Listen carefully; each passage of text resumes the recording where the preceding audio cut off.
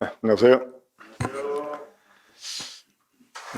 지금 그 변이된 그 코로나 바이러스 이름이 뭐죠? 오미크론. 그 전에는 무엇이었습니까? 델타. 이 델타 오미크론은 그 헬라어, 그러니까 그리스어 알파벳의 한 이제 글자에 지나지 않습니다. 이제 델타는 4번째에 해당되고 또 오미크론은 15번째 해당이 되거든요. 자, 근데 우리 주님은 무엇이라고 말씀하셨습니까? 나는 알파와 오메가라고 그랬어요. 처음과 끝이다. 또 시작과 나중이다. 이렇게 말씀했는데 이 알파와 오메가 되시는 우리 주님 앞에서 델타가 뭐고 오미크론이 뭐겠습니까? 그렇죠? 하나님께서 이 성도들을 보호해 주실 거라고 믿고 감사를 드립니다. 이 못된 송아지 어디에 뿔난다고 그랬습니까? 엉덩이에 뿔난다고 그랬습니다. 자, 엉덩이에 뿔난 송아지 보셨습니까? 저는 수없이 봐왔습니다. 바로 우리 사람들이 하나님 앞에서 바로 엉덩이에 뿔난 송아지들입니다. 원래 하나님이 사람을 지으실 때 하나님의 형상대로 지으셨잖아요. 그렇죠? 그 하나님의 형상대로 지으신 이유가 무엇 때문일까요? 사람들로 하여금 하나님의 생명을 갖고 하나님처럼 돼서 이 하나님이 창조한 모든 것을 하나님과 더불어 통치하게 하시려고 우리 사람을 자기 형상을 따라 지었습니다. 그러나 이 일을 위해서는 우리들이 에덴 동산 중앙에 있는 생명나무 열매를 먹고 이 하나님의 생명을 가져야만 됐었습니다. 그러나 사람은 이 생명나무를 선택하는 것 대신에 무엇을 선택했습니까? 이 생명나무의 반대가 되는 죽음나무를 선택을 했습니다. 이 하나님이 죽음나무 이름을 별명을 지어줬죠. 뭐라고? 선악을 알게 하는 나무라고. 이 선악을 알게 하는 나무 열매를 사람이 먹음으로 인해 가지고 사람 속에 죄가 들어왔습니다. 그 죄는 어떤 죄였습니까? 선악을 아는 죄였습니다. 그러니까 일반적으로 많은 사람들이 그 죄하면 하나님이 먹지 말라고 한 명령을 어긴 것 자체를 죄로 생각하는데 사실 성경은 그것을 죄라기보다는 그 나무, 선악을 알게 하는 나무, 그 이름과 관련해서 이 죄를 규정해 줍니다. 이 아담과 하와가 선악을 알게 하는 나무 열매를 먹고 난 후에 하나님이 아담과 하와를 가리켜서 어떻게 말씀했습니까? 창세기 3장 22절을 보면 이 사람이 선악을 아는 일에 우리 중 하나같이 되었다 이렇게 말씀했습니다. 바로 그것이 죄라는 것입니다. 그러니까 선악을 아는 것. 그러니까 이 선악을 안다는 말은 진짜 선이, 진짜 악이 뭔지를 안다는 말이 아니라 진짜 선이 악이 뭔지도 모르면서 인간이 자기 나름대로 선과 악을 구분하는 거예요. 그러면 그 기준을 누구한테 두고? 나한테 두고. 그럼 나한테 좋으면 선으로, 나한테 불리하면 악이라고 생각하는 거, 이게 여러분 원죄입니다. 이거를 먹게 되면 사람이 어떻게 되느냐? 이제 하나님도 지 마음에 들어야 하나님인 거예요. 지 마음에 안 들면 하나님이 아닌 거예요. 그래서 사람들이 진짜 하나님을 버리고 이제 자기 마음에 맞는 하나님을 만들기 시작했습니다. 이게 바로 우상이고 이게 바로 종교인 것입니다. 이 죄가 사람 속에 들어오면서 사람 속에 하나의 본성이 생겨납니다. 그 본성을 뭐라고 그랬죠? 지난주에? 저지난주에 제가 말씀 전할 때 이 사람 속에 죄가 들어와서 사람 속에 새로운 본성이 생겨나요. 그걸 뭐라고 그랬어요? 그게 바로 육이었습니다. 육. 이게 이제 창세기 6장 3절에서 말씀하고 있는 것입니다. 이것 때문에 하나님이 선포하죠. 뭐를? 하나님의 영이 영원히 사람과 함께하지 않겠다는 것입니다. 왜? 이는 사람이 육이 되었기 때문에. 이 육이라고 하는 말은 문자적으로는 살입니다. 자, 육자가 한자로 무슨 육자죠? 고기 육자입니다. 살육자죠. 그러니까 이 살이라는 말이 그 히브리어로 바사르인데, 이 바사라는 말이 창세기 2장에 나옵니다. 두 번에. 그러니까 하나님이 아담의 갈뼈를 채내시고 살로 대신 채우셨다 할 때 바사르. 그리고 아담이 그 여자를 보고 이는 내 뼈 중에 뼈요 살 중에 살이라고 했을 때 그 살이 바사르입니다. 근데 그 창세기 6장 3절에서 사람이 육이 되었기 때문에 하나님의 영이 사람과 영원히 함께할 수 없다 이렇게 말할 때 그 육도 바사르 살입니다. 자, 이전부터 사람은 살을 갖고 있었잖아요. 그렇죠? 그런데도 살이 아니었어요.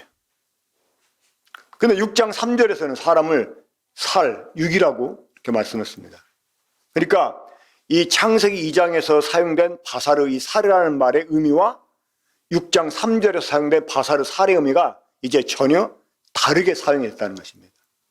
그러니까 육이라고 하는 말은 그때부터 이 사람 속에 있는 죄의 본성, 이 죄성을 가리키는 말로 성경에서 사용이 됩니다.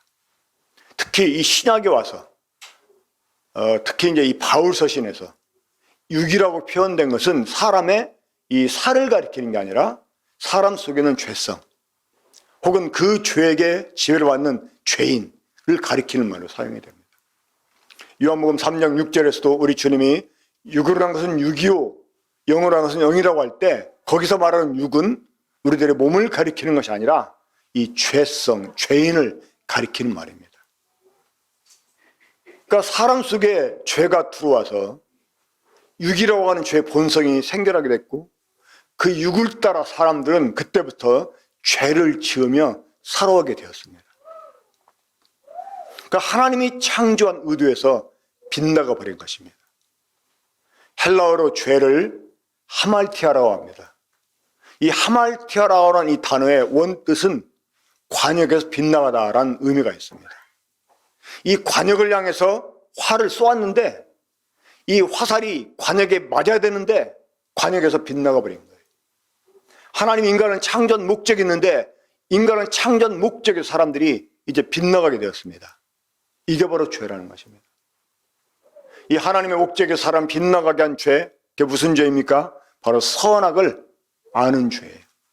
그 죄가 사람 속에 들어와 사람들은 선악을 아는 이 죄를 가지고 살게 됩니다. 자, 이 선악을 하는 죄를 가지고 살게 된 그 삶의 모습 무엇입니까? 자기한테 좋아야 선이니까 자기를 좋게 하려고 사는 거예요. 자기 좋은 대로 살아가는 거예요.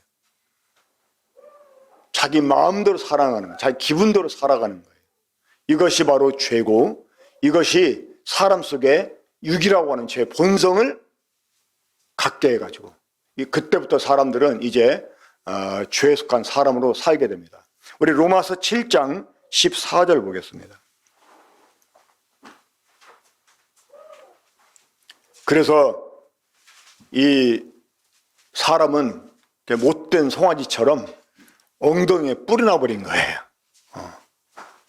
그 못된 송아지 엉덩이에 있는 뿔, 이게 무엇일까요? 우리한테 이렇게 적용을 시키면 바로 죄 때문에 생겨난 육이라고 하는 본성입니다. 자, 로마서 7장 14절 함께 읽어봅시다. 시작. 우리가 율법은 신령한 줄 알거니와 나는 육에 속하여 죄 아래 팔렸도다. 자, 우리는 무엇에 속했다고요? 육에 속했다는 거예요.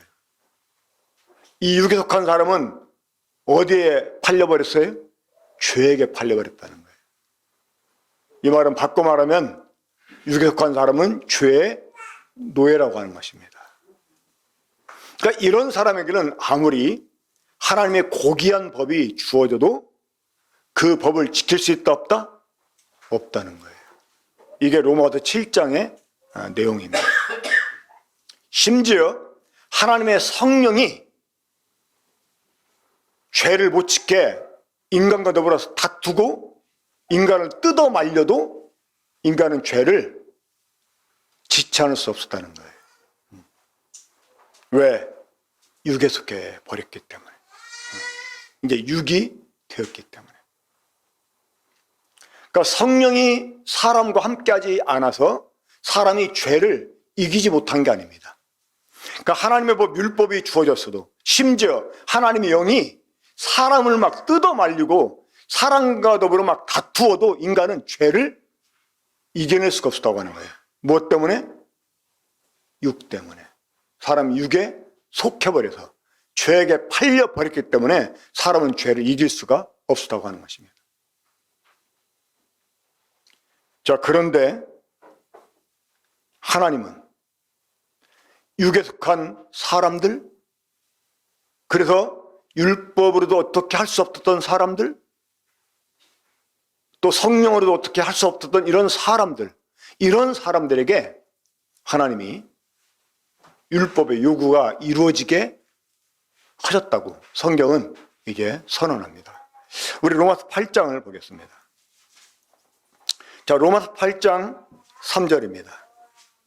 제가 이 성도의 세 가지 적, 첫째는 마귀, 둘째는 세상, 그리고 세 번째는 육에 관해서 지금 계속 시리즈로 말씀을 전하고 있는데, 자, 제가 육에 대해서 두 번의 말씀을 전했습니다. 오늘 세 번째, 이제 좀 오늘로서 이제 이 육에 관한 말씀은 제가 마무리를 지으려고 합니다. 물론 계속해서 이 하나님 말씀을 교제하는 가운데 이런 것들이 또 조금씩 부분적으로 적용이 돼서 말씀이 되어질 수도 있지만, 이제 이 시리즈는 이제 마지막으로 제가 오늘 말씀을 마무리를 지으려고 합니다. 자, 로마서 8장 3절 함께 읽겠습니다. 시작. 율법이 육으로 말미암아 연약하여 할 수 없는 그것을 하나님은 하시나니 그 죄로 말미암아 자기 아들을 죄 있는 육의 모양으로 보내어 육의 죄를 정하사 육을 따르지 않고 그 영을 따라 행하는 우리에게 율법의 요구가 이루어지게 하려 하심이니라. 자, 사람이 이제 육에 속하여 죄 아래 팔려버렸기 때문에 이제 그런 사람으로 하여금 죄를 멈추게 할 수가 없었습니다. 아까도 말씀드렸듯이 창세기 6장 3절에서 하나님의 영이 사람과 영원히 함께 하지 않겠다 이렇게 말씀했는데, 그 함께 하지 않겠다 이 번역은요 70인역이라고 해서 이 구약 히브리어 성경을 헬라어로 번역한 성경이 있습니다. 그러니까 70명에 의해서 번역이 된 성경이 있어요. 이걸 70인역이라고 그래요. 바로 그 70인역에서 이 6장 3절을 번역할 때 우리말 성경이 번역한 대로 번역을 했어요. 그런데 히브리어 그 원문을 보면, 또 이 영어 성경을 보면 영원히 함께하지 않겠다 이 부분을 어떻게 번역했냐면 다투지 않겠다라고 번역을 했습니다. 그 말은 하나님의 성령이 사람을 하여금 죄를 못 지켜 막 다투어도, 그러니까 나쁜 짓을 하는 이 자식을 보고 부모가 나쁜 짓 못하게 막 자식하고 다투잖아요. 그렇죠? 그러니까 다투다가 해도 한다면 어떡합니까? 막 속된 말로 패 죽일 수도 없고. 그럼 어떻게 부모가? 선언하잖아요. 뭘 선언해? 그래, 내가 너한테 졌다. 이제 더 이상 잔소리 안 할 거야. 이제 너한테 뭐라고 안 할 테니까 너 하고 싶은 대로 해. 근데 너 나중에 잘못되고 나서 나 원망하지 마. 알았냐? 이거하고 똑같은 말입니다. 창세기 6장 3절 말씀. 그러니까 하나님의 성령으로 해도 말리지 않는 죄인들, 하나님이 이런 사람들에게 율법을 주셨어요. 그 율법을 주신 이유가 무엇입니까? 표면적으로는 그것을 네가 다 지키면 내가 너를 의롭다고 해주고 너를 구원해 주겠다 하는 이런 그 명분으로 율법을 주셨습니다. 하지만 사람들은 그것을 지킬 수가 있었어요, 없었어요? 없었어요. 그럼에도 불구하고 하나님이 율법을 주신 이유가 무엇 때문일까요? 네, 바로 이 죄를 율법으로 규정을 지어놔야지만 이 죄를 다룰 수 있기 때문에 그런 것입니다. 자, 죄라고 하는 것은 법이 있기 전부터 있었어요. 그렇죠? 근데 법이 없으면 죄를 사람들이 죄로 여기지 않습니다. 그리고 그러한 죄를 처리할 수가 없어요. 그래서 하나님께서는 이 법이 있기 전부터 존재했던 죄를 성문화시켜서 이 법 안에 딱 규정을 지어놓고 그런 다음에 죄를 없앨 수 있는 방법까지도 하나님이 법을 통해서 제시해 주셨습니다. 그런 다음에 바로 하나님이 아들을 죄 있는 유괴의 모양으로 이 땅에 보내가지고 우리 주님의 그 유괴 모양의 죄를 정하셨어요. 그러니까 이 율법이 규정한 모든 죄를 우리 주님의 그 몸에 다 하나님이 지어놓으시고 우리 주님을 십자가 못 박혀 죽게 하심으로써 이 죄를 합법적으로 없애버렸습니다. 그러니까 이 법이 있기 전부터 죄는 있었어요. 근데 법이 있기 전에는 죄를 사람들이 죄로 규정하지 않았어요. 근데 이제 법을 통해서 죄를 규정하고 그리고 그 죄를 없앨 수 있는 또 법도 규정해 놓고 그리고 그 법에 의해서 이 죄를 하나님이 없앨 수가 있었다고 하는 것입니다. 그래서 우리 주님의 십자가는 이 죄를 없애는 일종의 승리 방법이었습니다. 승리 방법. 자, 하지만 여러분, 율법이 요구하는 게 무엇이었습니까? 율법이 요구하는 것은 크게 두 가지가 있었어요. 첫째는 무엇이냐? 의였습니다. 의. 그러니까 그 율법을 완벽하게 지킴으로 사람이 의에 도달하게 하는 것. 이것이 율법이 주어진 표면적인 사실 목적이었어요. 또 하나 율법이 요구하는 바가 있습니다. 뭐냐? 그 법을 지키지 않으면 죄값을 치러야 된다는 것입니다. 바로 우리 주님의 십자가에서 이 두 가지를 동시에 성취하십니다. 첫째는 죄의 그 율법이 요구하는 이 죄값을 주님이 십자가에서 다 치르셨어요. 우리 주님이 십자가에서 못 박혀 죽기 직전에 하신 말씀이 있었죠. 다 이루었다. 이 다 이뤘다는 말이 바로 장사꾼들이 쓰는 말이었어요. 모든 계산을 끝마치다. 내가 다 갚아주다 라는 뜻입니다. 헬라어로 텔레스타이에요. 그러니까 주님은 십자가에서 율법이 요구하는 모든 죄값을 다 갚아주셨어요. 하지만 로마서 8장 4절에서 우리에게 율법의 요구가 이루어지게 하려 하십니다 라는 말씀은 단순히 율법을 어긴 사람에게서 죄값을 요구하는 율법의 요구만 이루는 게 아니라고 하는 것입니다. 제가 성도의 세 가지적 이 육에 대해서 말씀을 드리면서 이 죄가 사람 속에 들어와 사람 속에 육이라고 하는 성품이 본성이 생겼다고 말씀드렸고 또 반대로 우리들에게 새로운 본성이 생겼다고 그랬어요. 그렇죠? 그 본성이 무엇입니까? 구원받은 성도 안에 새로 생겨난 본성이 있어요. 그 본성을 뭐라고 그랬어요? 영이라고 했습니다. 영. 근데 이 영이라고 하는 본성이 어떻게 생겨났어요? 이 하나님의 생명이 우리에게 주어짐으로써 우리 속에 영이라고 하는 새로운 본성이 생겨난 것입니다. 근데 이 하나님의 생명은 이 범죄한 사람한테는 절대 주어질 수가 없었어요. 왜냐하면 이 범죄한 아담과 하와를 하나님이 에덴 동산을 쫓아내시는데 그 쫓아내실 때 하나님이 왜 쫓아내는지 이유를 말씀하십니다. 그 이유가 뭐였냐면 사람이 손을 들어 생명나무 열매를 따먹고 영생할까 봐 쫓아낸 것입니다. 그러니까 이 선악이라는 죄를 가진 상태에서는 생명나무 열매를 절대 먹으면 안 됐어요. 그래서 쫓아내신 거예요.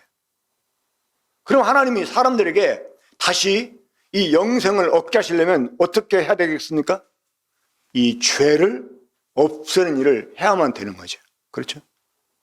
그래서 우리 주님이 우리 같은 육의 모양으로 오셔서 그 육으로 우리들의 모든 죄를 담당해 주시고 이 죄 문제를 해결해 주신 것입니다. 하지만 여러분, 이것이 다가 아닙니다. 이건 하나의 과정이에요. 무엇을 위한 과정이냐? 우리들에게 생명을 주기 위한 과정이라는 것입니다. 그러니까 이 죄를 가진 상태에서는 생명을 가질 수가 없었어요. 그 제가 학생들에게 이제 학생 캠프 가서 상담할 때 걔네들한테 복음 별로 말하지 않아요. 왜? 걔네들한테 복음 말하지 않아도 너무나 잘 알아요.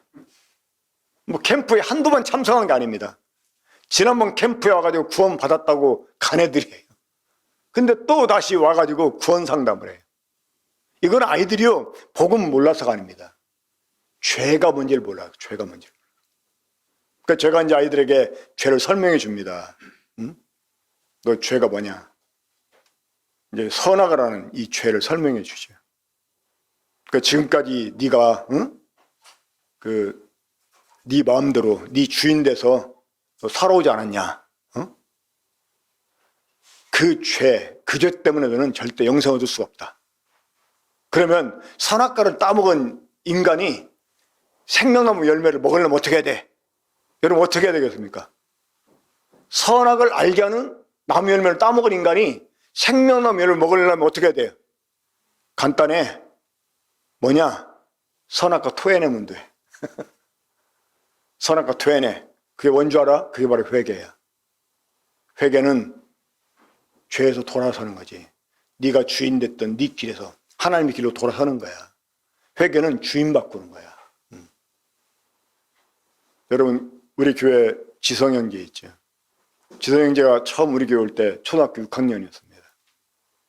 근데 이제 1월 첫 주였는데 그때 우리는 이 주일 말씀 끝나고 나면 그룹별로 또 함께 이 주일 말씀 들었던 거 이렇게 서로 나누는 그러한 시간 가졌었잖아요. 근데 이제 지성인의 가정은 그때 이제 처음 왔었기 때문에 어떤 그룹에 있지 않아 가지고 이 사무실에 이제 있게 됐습니다. 그래서 제가 이제 사무실 들어갔는데 제가 이제 그때 가진 정보는 이 지성이 형인 경성이나 또 누나 예담이는 구원을 받았는데 지성이는 구원을 못 받았다고 그러더라고요. 그래서 제가 이제 지성한테 그랬습니다. 너 형하고 누나는 구원 받았는데 너는 구원 못 받았다며? 그러니까 예, 그러더라고. 그래서 제가 못 받았어? 야, 성경에는 하나님이 구원을 줬다고 했는데 왜 못 받았어? 못 받은 게 아니지. 안 받은 거지. 야, 하나님이 구원을 안 줘서 네가 못 받다. 그건 맞는데 성경은 하나님 너한테 구원을 줬다고 그랬어. 네가 안 받은 거잖아. 그 안 받은 거래. 너 왜 안 받았어? 이제 너 안 받은 이유가 있어. 뭔 줄 알아? 죄 때문이야. 하고 이제 이 선악이라는 죄를 설명해 줬습니다. 너 지금까지 네 주인 누구였어? 너 네 맘대로 살고 싶어서 네가 네 주인 되는 삶을 살고 싶어서 또 예수님 영접하지 않은 거잖아. 얘가 그런 다음에 이제 기도를 시켰는데요. 막 갑자기 막 닭똥 같은 눈을 툭툭툭 떨어뜨리면 자기 죄를 자복하더라. 자기가 정말 자기 마음대로 그동안 자기 주인 돼 살아왔다고. 그러니까 초등학교 6학년에도 죄를 설명해 주고 회개를 이렇게 요구하니까 바로 자복을 하더라고요. 자, 이 생명을 얻으려면 선악을 하는 죄를 토해내야 됩니다. 그 죄를 우리에게 토해내게 하려고 하나님이 예수 그리스도를 죄인 육의 모양으로 보내가지고 그 육에 우리들의 모든 죄를 정하사 우리들의 모든 죄를 없애버린 거예요. 그렇게 하신 이유가 무엇 때문이냐? 바로 생명나무 열매를 먹을 수 있게 해주시려고. 그래서 이 예수 그리스도를 영접하면 이제 그 사람 속에 하나님의 생명이 들어가게 되고 이 하나님의 생명이 들어가게 되면 그 사람 속에 새로운 영의 본성이 생겨나게 됩니다. 그 영의 본성이 생겨나서 사람 그때부터 이 하나님의 뜻대로 살 수 있는 능력을 갖게 됩니다. 이 죄를 이기는 능력을 갖게 됩니다. 자, 4절에서 로마서 8장 4절입니다. 육을 따르지 않고 그 영을 따라 행하는 우리에게 율법의 요구가 이루어지게 하려 하십니다.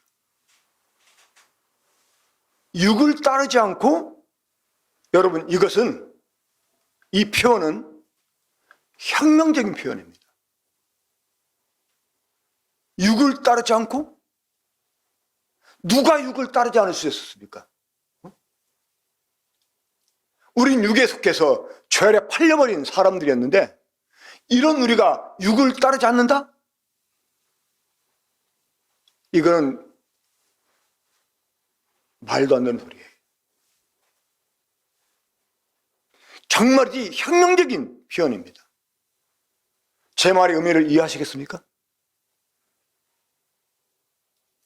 우린 육에 속해 있었어요. 우린 죄의 노예였었어요. 육을 거부할 수 있는 의지를 가질 수가 없었어요. 힘도 없었어요. 그런 우리에게 하나님의 최고의 법이 주어졌어요. 근데 지킬 수가 있었어요? 없었어요? 없었어요.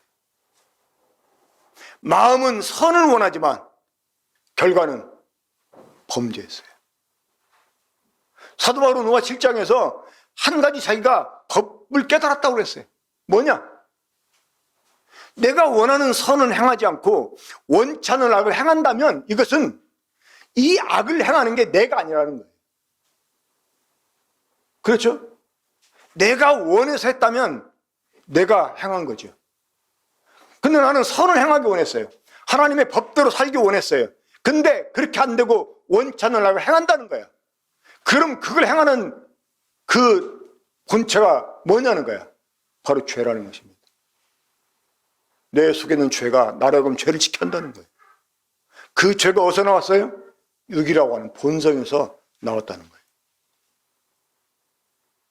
근데 이제 우리가 그 육을 좇지 않아도 됐다는 것입니다. 이건 정말 놀라운 일입니다. 아까도 표현했지만 혁명적인 표현입니다. 예. 이제 완전히 뒤집어진 거예요. 우리가 육에서 벗어나게 됐다는 것입니다. 어떻게 해서? 이 생명의 영의 법이 우리 속에 새롭게 생겨났기 때문에 그런 것입니다. 이런 우리가 되었기 때문에 더 이상 우리에게는 더 정죄함이 없게 되었다는 것입니다. 그리고 우리가 이제는 율법의 요구를 이룰 수 있는 사람이 됐다는 것입니다.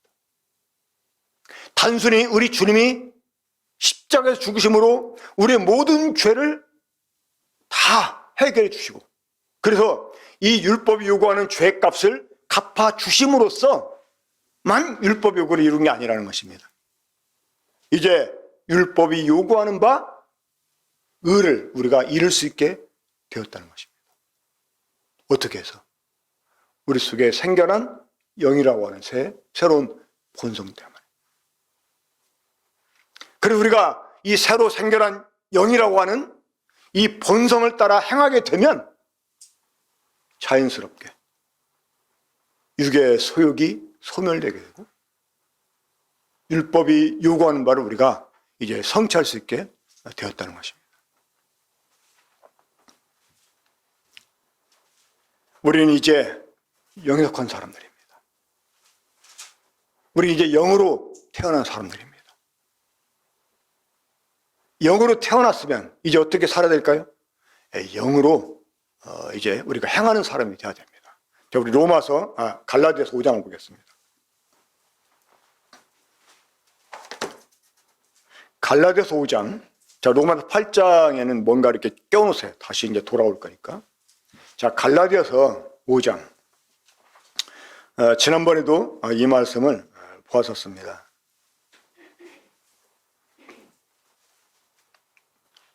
16절 보겠습니다. 내가 이르노니 너희는 영을 따라 행하라. 제가 지금 이 성경을 고쳐 읽는 이유가 있습니다. 이게 그 영어 성경으로 보면 더 스피릿인데요. 성령은 Holy Spirit 아니면 The Spirit of God, 그 하나님의 그 영으로 돼 있고, 때로는 더 스피릿이 성령을 가리킬 때도 있어요. 그러니까 로마서 8장을 보게 되면 더 스피릿이 어떤 경우는 성령을 가리킬 때도 있어요. 하지만 이걸 성령으로 번역하면 제대로 우리가 의미를 알 수가 없습니다. 그냥 영으로 사실 번역을 해야 되는데 우리만 성경은 왜 이걸 성령으로 번역했는지, 성경을 번역하는 사람들이 그 영어나 이런 원어는 잘 했을지 모르지만 성경의 의미를 잘 몰랐던 것 같아요. 자, 너희는 영을 따라 행하라. 이 영을, 성령을 따라 행하는 게 아니라 영을 따라 행하는 것입니다. 영을 따라 행한다는 건 뭐냐면 우리 속에 새롭게 주어진 영의 본성을 따라 산다 그 말이에요. 저는 우리가 육에 속해 있을 때는 무엇으로 살았어요? 육의 소욕대로 살았어요. 그렇잖아요? 그 육의 소욕을 우리는 거스릴 수가 없었어. 성령으로 알려도 이 육의 소욕을 우리가 끊어낼 수가 없었어요. 육이 원하는 대로 살았었어요. 이게 전에 구원받기 이전에 우리들의 모습이었습니다.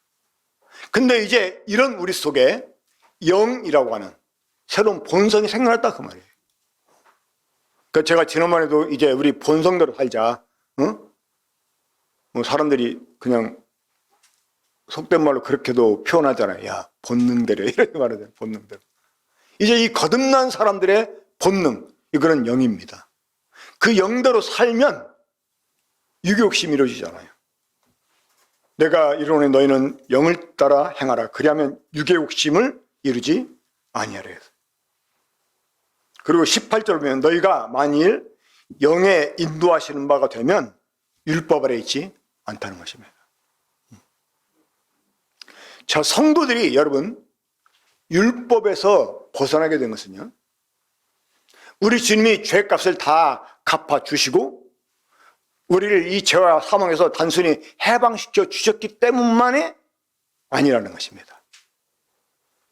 이 하나님의 생명이 주어지면서 영이라고 하는 새로운 본성이 생겨나서 이 영의 본성을 따라 우리가 살게 됨으로써 율법이 요구하는 의를 온전히 이룰 수 있게 됐다는 것입니다. 원래 율법은 육에 속한 사람들에게 주어진 법이었어요. 그러면 이 영에 속한 사람들에게 하나님이 어떤 법을 주셨을까요? 그건 생명의 성령의 법인데요. 이 영이라고 하는 새로운 본성이 생겨나면 그 사람 속에서 시작되는 게 있습니다. 이 거듭난 사람은 그거 하나로 삽니다. 그거 하나로. 그거 하나로만 살면 모든 게 다 이루어지게 됩니다. 그게 무엇일까요? 바로 갈라디아서 5장에 그 답이 나와 있습니다. 갈라디아서 5장 5절 봅니다. 자, 우리 함께 읽겠습니다. 시작. 우리가 영으로 믿음을 따라 의의 소망을 기다리노니. 6절. 그리스도 예수 안에서는 할례나 무할례나 효력이 없으되 사랑으로서 역사하는 믿음뿐이니라. 이 영으로 난 사람들은 이제 믿음을 따라 의의 소망을 기다리며 사는데, 이 사람들은 무엇으로 사느냐? 사랑으로서 역사는 믿음으로 산다는 것입니다. 제가 여러 번 설명하고 강조했었습니다. 원래 이 선악을 알게 하는 나무는 본명이 뭐라고 그랬어요? 죽음나무라고 했어요. 그러니까 이 죽음나무를 하나님이 별명을 지어준 거예요. 뭐라고? 선악을 알게 하는 나무라고. 이것처럼 생명나무한테도 우리가 별명을 지어줄 수 있다고 그랬어요. 뭐라고? 바로 선악을 하는 죄의 반대인 거죠. 그렇죠? 자, 선악을 하는 죄는 선과 악의 기준을 누구한테 둬요? 자기한테 둬요. 근데 그 반대가 있어요.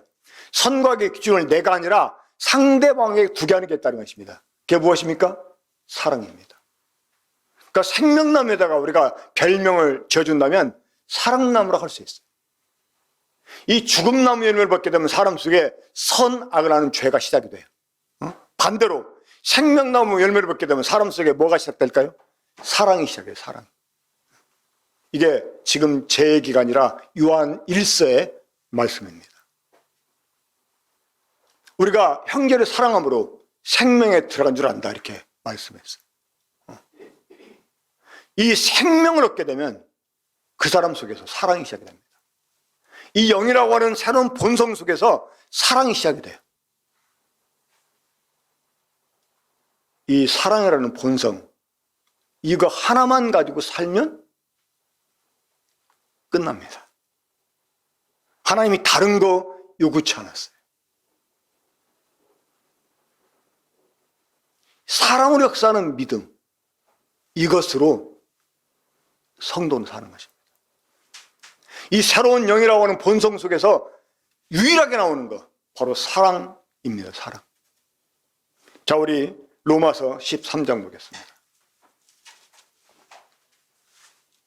로마서 13장.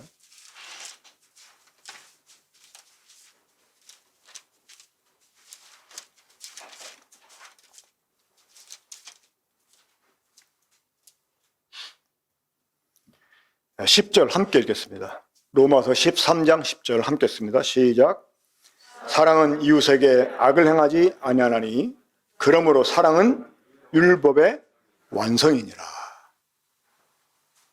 자, 사랑이 율법의 완성이 되는 이유가 무엇 때문일까요? 자, 율법에 노른자가 있어요. 무엇입니까?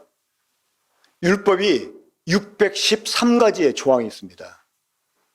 그 중에 핵심이 되는 노른자 같은 게 있어요. 바로 십계명입니다. 자, 하나님의 최고의 법인 율법, 이 구약의 최고의 법이었던 율법, 이 율법이 요구하는 게 있어요. 무엇입니까? 십계명 보세요. 십계명 뭐 하라는 것입니까? 십계명은요, 뭐 하라는 게 아닙니다. 뭐 하지 말라는 거지. 그렇죠? 십계명은 뭐 하라는 게 아니에요. 하지 말라는 거예요. 뭘 하지 말라는 것입니까? 악을 행하지 말라는 거예요. 악을 행하지. 나의 다른 신을 내게 두지 말라. 또 우상을 만들지 말라. 응? 또 안식일을 지켜라. 이것도 안식일을 범하지 말라는 말입니다. 내 일을 망령되이 일깨지 말라. 부모를 순종하라. 이것도 부모를 거역하지 말라는 거예요. 살인하지 말라, 간음하지 말라, 도둑질 말라, 탐내지 말라, 거짓 증거하지 말고 하면서 다 악을 행하지 말라는 거예요. 그러니까 율법의 최고의 요구가 뭐냐? 악을 행하지 말라는 거예요. 근데 사랑은 최소한 악을 행하지 않는 거예요. 우리가 누군가를 사랑하면 그 사람에게 악을 행하지 않으려고 하는 수준에 머무는 게 아니라 그 사람에게 선을 행하고자 하는 마음을 갖게 됩니다. 그래 안 그래? 내가 누군가를 사랑하면 그 사람에게 뭔가를 주고 싶어요. 그런 사람한테 도둑질하지 마. 이런 법이 말이 안 되는 거죠. 그렇죠? 막 상대방에게 진실만을 말해주고 싶어요. 근데 그런 사람한테 거짓말하지 마. 이런 요구 자체가 말이 안 되는 거죠. 그래 안 그래요? 그러니까 우리가 사랑하면 최소한 상대방에게 선을 행하지 못할 망정 악은 행하지 않는다는 거예요. 근데 율법은 최고의 요구가 악을 행하지 말라는 거예요. 그러니 사랑은 율법의 완성이 될 수밖에 없는 것입니다. 근데 이 사랑이 우리 속에서 시작됐다는 거예요. 이 사랑이 우리 속에서 이제 솟구쳐 나오게 됐다는 것이에요. 너희가 진리를 순종함으로 너희 영혼이 깨끗하게 되어 거짓이 없이 형제를 사랑하기에 이르렀으니, 이 사랑하기에 이르렀다 하는 것은요, 이게 지금 능동이 아니고 피동입니다. 그렇죠? 내가 사랑을 하려고 해서 형제를 사랑하게 된 것이 아니라 형제를 자동적으로 사랑하게 됐다는 거예요. 어떻게 했을 때? 진리를 순종함으로 내 영혼을 깨끗하게 했을 때. 우리가 죄사함 받고 하나님의 생명을 받아서 우리 속에 영이라고 하는 새로운 이 본성이 생겨난 후에 그 본성 속에서 사랑이라는 것이 솟구쳐 나오게 됐다는 것입니다. 여러분 기억하시죠? 여러분 처음 구원 받았을 때 기억하실 것입니다. 그때 예수 얘기만 나와도 너무나 사랑스러웠잖아요. 응? 형제 자매만 생각했어요. 정말 사랑이 막 솟구쳤어요. 그래서죠, 교회 막 모임, 그냥 막 주일날 끝나고 나면 수요일까지가 너무나 길었어. 막 보고 싶어가지고. 그래서 안 그랬어요. 안 그러시면 손 들어봐요. 그 구원 상담 다시 해야 됩니다. 진짜. 형제를 사랑 찾는 여는 그 속에 생명이 없다고 그랬어요. 이거는 여러분 법칙입니다. 이 영의 생명의 영의 법이 이제 나를 딱 구속했기 때문에 우리가 죄와 사망의 법에서 해방된 거예요. 이제 우리 속에 이 사랑이 솟구치는 영이라고 본성이 생겨났다 그 말입니다. 그 영을 따라 우리가 이제 행하면 이 율법의 요구가 저절로 완성이 되는 거예요. 우리 다시 갈라디아서 5장 25절 보겠습니다.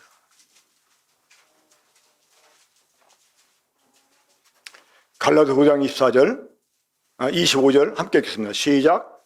거기서 성령이라는 말을 영어로 고쳤겠습니다. 시작. 만일 우리가 영어로 살면 또한 영어로 행할지니.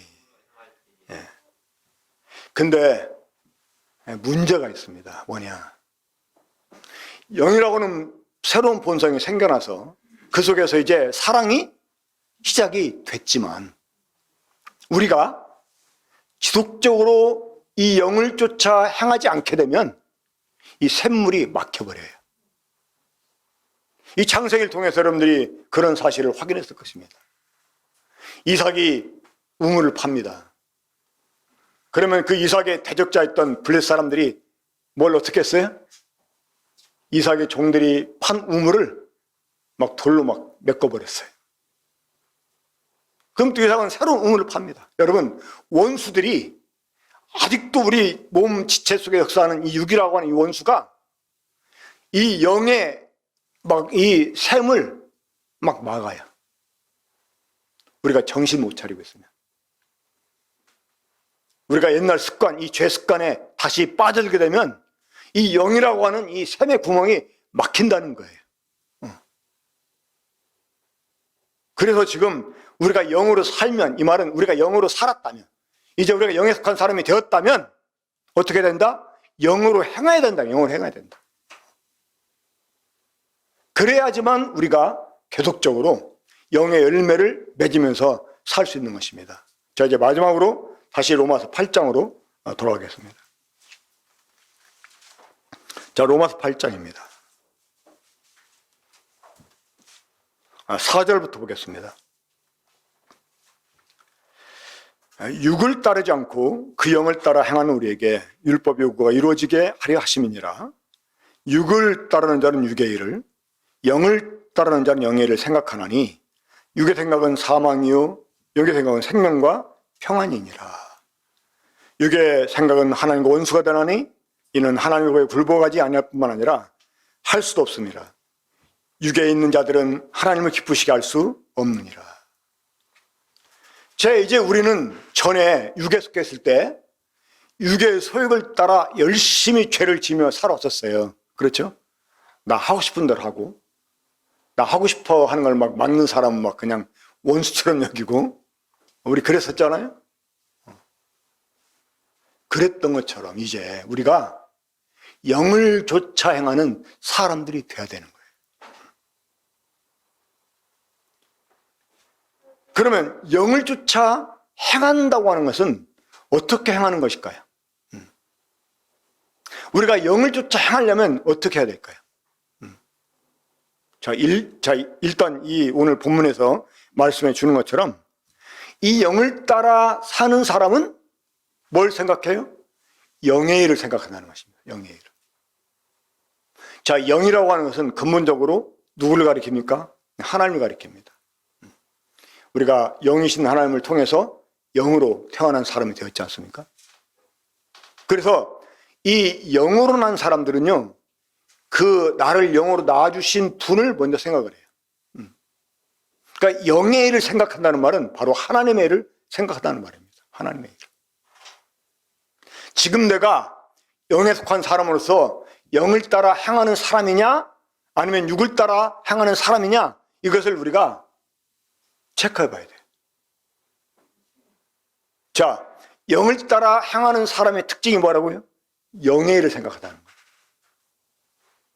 내가 하루 종일 영의 일을 더 많이 생각하는지, 아니면 육의 일을 더 많이 생각하는지, 이거 체크해 봐야 돼요. 그걸 통해서 내가 지금 영을 따라 행하는 사람인가, 육을 따라 행하는 사람인가, 이거를 판가름할 수 있다는 것입니다. 자, 이제 근데 우리가 여기에서 오해하지 말아야 겠습니다. 뭐냐면 우리가 먹고 사는 일을 위해서 세상에서 지금 일을 하잖아요. 그것을 어떤 사람들은 육의 일로 생각하는데 그건 육의 일이 아니죠, 사실은. 물론 그것이 육의 일이 될 수도 있어요. 어떻게? 내 욕심을 위해서 막 돈에 대한 욕심을 가지고 뭔가 막 편하게 살고 싶어서 막 자기를 위해서 막 돈을 벌면 그건 육의 일입니다. 근데 돈을 벌어도 하나님을 위해서, 하나님의 나라를 위해서, 복음을 위해서 내가 돈을 벌어야 된다, 이렇게 생각하면 그건 또 영의 일이 될 수 있는 거예요. 근데 좌우지간 내 삶의 목적이나 내가 추구하는 이런 것들이 영의 것이냐 육의 것이냐, 내가 어디에 많이 치우치느냐, 이걸 따라서 내가 지금 영을 쫓아가느냐 육을 쫓아가느냐, 이걸 구분할 수 있다고 하는 것입니다. 그러면 내가 하루 종일 육의 일에만 사로잡혀 있는 것 같다, 이러면 그 사람 어떤 사람입니까? 은혜를 모르는 사람이고 은혜를 저버린 사람인 거죠. 우리들에게 영의 하나님이 생명을 주셔서 영이라고 하는 새로운 본성을 막 주시기까지 하나님의 아들이 십자가에서 그 모진 고통을 받으셨잖아요. 이 죽음의 지옥까지 받으셨잖아요. 그렇게까지 해가지고 우리에게 하나님이 생명을 주시고 영의 새로운 본성을 갖게 하셨는데, 그 영의 본성을 거절하고 육의 소욕을 따라 사는 것은, 이거는 정말 배은망덕한 사람인 거죠. 그렇잖아요. 이런 사람은 물에 빠져서 죽어가는 거 구해주니까 보따리 내로라는 그런 사람입니다. 이 구원도 아주 얌체같이 받은 사람인 거죠. 지옥 갈까봐 지옥 안 가려고 만 구원을 받은 사람과 다를 바가 없는 것입니다. 하나님은 지옥을 면하게 하려고 우리를 구원해 준 게 아니에요. 이 생명을 주시려고, 새로운 영의 본성을 가지고 하나님처럼 살게 하려고 우리를 구원해 주신 것입니다. 그러니까 마땅히 이제 영에 속한 사람들은 영의 일을 생각하며 살아야 돼요. 영의 일을 생각하며 영을 쫓아 행하는, 영을 행하는 이런 사람이 되어야 되는 거예요. 그럼 어떻게 우리가 그렇게 살 수 있을까요? 방법이 딱 하나 있습니다. 뭘까요? 뭐겠습니까? 딱 하나. 정신을 차리는 것입니다. 정신 차리는 거예요. 성경에서 근신하라, 깨어라, 정신을 차려라, 이런 말씀 많이 나오잖아요. 이 정신을 차려야 돼요. 이 정신을 차린다는 게 뭐냐? 자기 신분에 맞는 이 정신을 갖는 거예요. 내가 누구인가를 생각하는 것입니다. 제가 거듭나고 나서 정말 죄를 쉽게 이겼습니다. 아예 죄에 대한 생각까지도 제가 쉽게 떨쳐버릴 수가 있었어요. 그런데 그것을 가능하게 했던 생각 하나가 있었어요. 뭔지 아십니까? 나는 거듭난 사람이다 라는 것이었어요. 내가 하나님의 사역자다, 하나님의 종이다, 내가 목회자다, 내가 사역자다, 이런 생각 때문에 죄를 이긴 거 아니에요. 나는 거듭난 사람이다. 나는 거듭난 사람이라. 내 신분을 내가 바로 생각하고 이 정신을 차렸을 때 이 죄를 쉽게 이겨낼 수가 있었습니다. 영으로 살았으면 영으로 행해야 된다는 거예요. 이 정신을 차리고 우리가 영으로 행하는 사람이 돼야 돼요. 영의 일을 우리가 집중적으로 생각을 해야 돼요. 그래야만 우리에게서 영의 열매가 맺혀지게 될 것입니다. 지금 우리 안에는 두 가지의 본성이 함께 존재하고 있습니다. 우리가 전에 거듭나기 전부터 갖고 있었던 육이라고 하는 이 본성이 있고요. 새롭게 그리스도 안에서 우리에게 주어진 하나님의 생명으로 인해서 생겨나는 영이라는 본성이 있습니다. 근데 이 육과 영이 서로 충돌을 해요, 우리 안에서. 분명히 우리는 이제 육에 속한 사람이 아니고 영에 속한 사람이 되었음을 불구하고 이 육이라고 하는 계속 다시 막 고개를 쳐들고 우리를 막 계속 다시 막 사로잡으려고 해요. 그런데 여러분 당황할 필요가 없습니다. 그건 내가 아니다 라고 생각을 하고요. 우리가 거기에 순종하지 않으면 되는 거예요. 자, 영의 열매, 이 갈라디아서 5장 20에 나와 있는 이 우리말 성경은 성령의 열매라고 되어 있는데 이 영의 열매 가장 마지막이 뭐죠? 절제입니다. 절제. 첫째 사랑으로 시작을 해가지고 이제 절제. 이 절제라는 게 영어로 셀프 컨트롤이에요. 셀프 컨트롤. 자기를 컨트롤하는 거예요. 근데 이 절제라는 말은 사실은 잘라버리는 것입니다. 잘라. 뭘 잘라? 육의 소욕을 잘라버려요. 나하고 연결 안 시키는 거예요. 물론 내 속에서 여러분 죄의 생각이 올라올 수 있어요. 하지만 그것을 나하고 연결시키지 않는 거예요. 그럼 모른 채 해버리는 거예요. 모른 채. 그리고 나는 거듭난 사람이다. 난 이제 새 사람이다. 나는 하나님의 사람이다. 이걸 생각하고 영의 본성이 요구하는 바를 우리가 생각하게 될 때 우린 영으로서 육의 욕심을 이루지 않는 이런 승리의 삶을 살 수 있게 되는 것입니다. 우리가 육의 욕심을 행하지 않으려고 막 발버둥 침으로써 육을 이기는 게 아니라 우리 속에 새롭게 주어진 영의 본성을 따라서 우리가 사랑으로 역사하는 믿음을 따라 살면 자연스럽게 육의 소욕을 우리가 이겨낼 수 있다고 하는 것입니다. 이 육의 소욕과의 싸움은 우리가 몸을 벗을 때까지 계속 될 것입니다. 이것이 우리 몸 안에서 우리의 지금 원수로서 활동하기 때문에 그래요. 하지만 이 육의 욕심을 우리가 이겨낼 수 있는 것은 죄를 안 지으려고 악을 행하지 않으려고 발버둥 치는 것이 아니라 육신에게 져서 육신대로 살면 안 된다고 할 때 우리가 육과 싸우라는 말이 막 죄를 안 지으려고 막 애쓰는 게 아니라 새롭게 생겨난 영이라고 하는 본성, 그 본성을 따라서 우리가 본성을 충족을 시켜주면 자연스럽게 우리가 육을 이겨낼 수가 있습니다. 제가 요즘 유튜브에서 이 다이어트에 관한 것 하나 이렇게 본 적이 있었는데 제가 좀 약간 요즘 이 다이어트를 신경을 써야 될 지금 상태가 됐어요.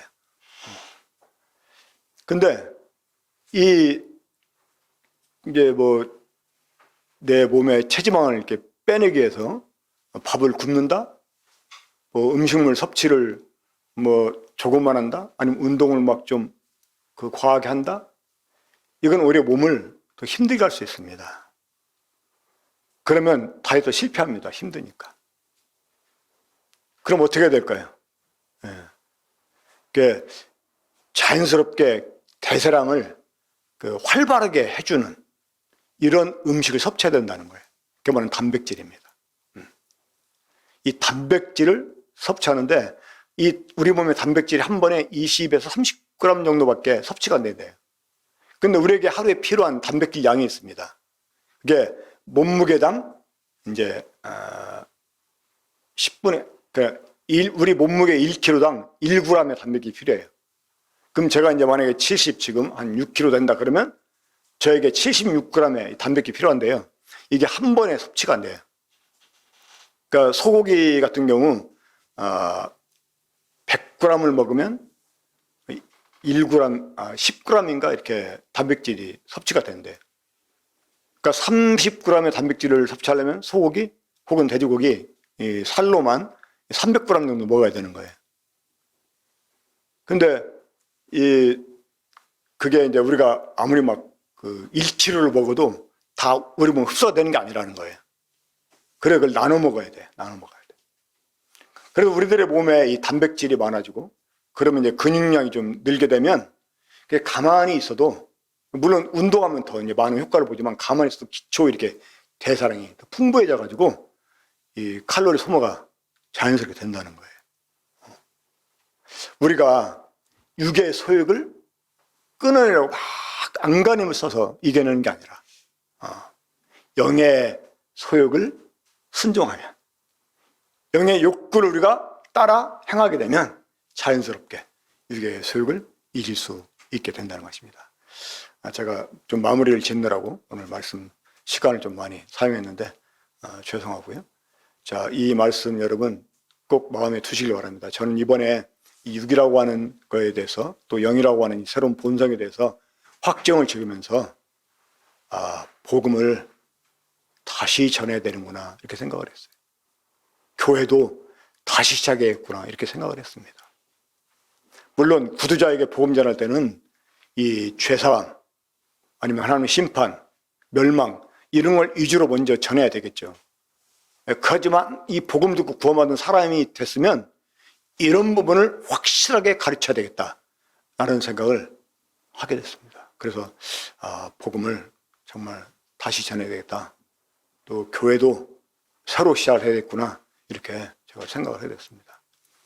성령님께서 이 말씀을 교제하는 저와 똑같은 이런 깨달음에 우리 형제 자매들 이르게 주시기를 바랍니다. 한번 기도하고 마치겠습니다. 우리 사랑하신 아버지 하나님 감사합니다. 우리가 그리스도 안에서 어떤 사람이 됐는지 이제 새롭게 우리의 신분을 다시 정말 조명해 볼 수 있는 시간을 주시니 감사드립니다.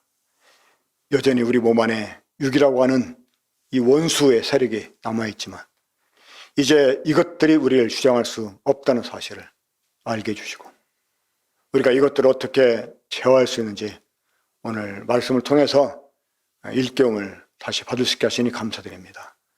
우리가 이제 영에 속한 사람이 되었기 때문에 정말 영으로 이제 행하는 이런 사람이 되게 해주셔서 늘 영의 일을 생각하고 영을 쫓아 행하는 우리가 되게 해주시고 세상에서 우리가 비록 여전히 이 몸을 가지고 원치 않는 일도 해야 될 때가 있지만 그러나 이 모든 것들을 영 안에서 행해내는 우리가 될 수 있게 주시기 원합니다. 주신 말씀 감사드리며 주 예수 그리스도 이름으로 기도합니다. 아멘.